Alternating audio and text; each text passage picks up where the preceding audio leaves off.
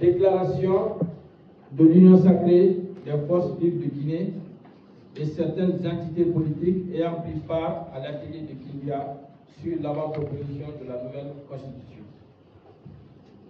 À l'issue de l'atelier de lecture de l'avant-proposition de la nouvelle Constitution tenu à Kindia les 19, 20 et 21 août passés avec le Conseil national de la transition, l'Union sacrée des forces vives de Guinée élargie à tous les partis politiques ayant pris part à l'atelier félicite le Conseil national de la transition pour le travail énorme qui a été accompli en 3 ans.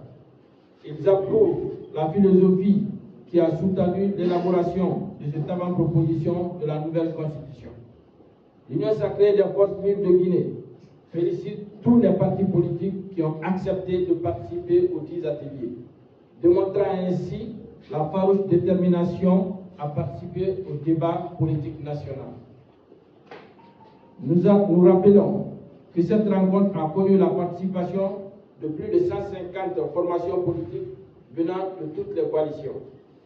À l'ouverture des débats, une méthodologie a été adoptée à l'unanimité des participants avec le CNT. La lecture intégrale des 205 articles suivie d'explications détaillées le premier jour, à l'issue de laquelle 6 groupes thématiques ont été composés pour ébaucher les 205 articles en 6 thèmes, dont 6 rapporteurs. Le deuxième jour a été consacré à l'intergroupe pour échanger sur les différentes préoccupations au bénéfice de tous les participants. À tour de rôle, les rapporteurs ont présenté le contenu des différents rapports au CNT, qui à leur tour ont rapporté des réponses à certaines préoccupations posées.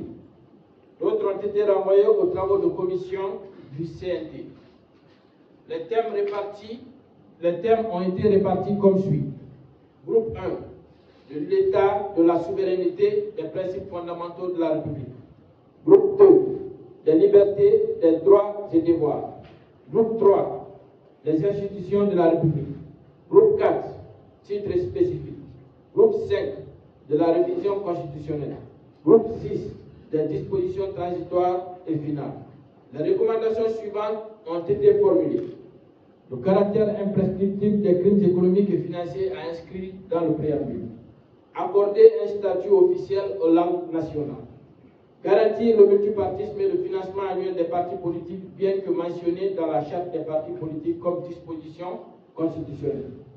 Constitutionnaliser la date de tenue de toutes les élections en République de Guinée.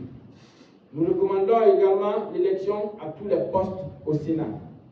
Nous demandons l'abrogation des dispositions de l'article 204 relatives aux lois d'amnistie et leur renvoi dans une loi organique.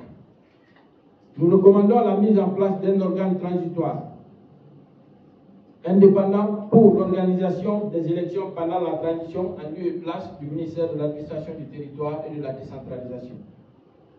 Introduire les dispositions des articles 46, 55 et 65 de la charte de la transition. Encadrer la candidature indépendante sur l'aspect académique et les limiter aux élections locales.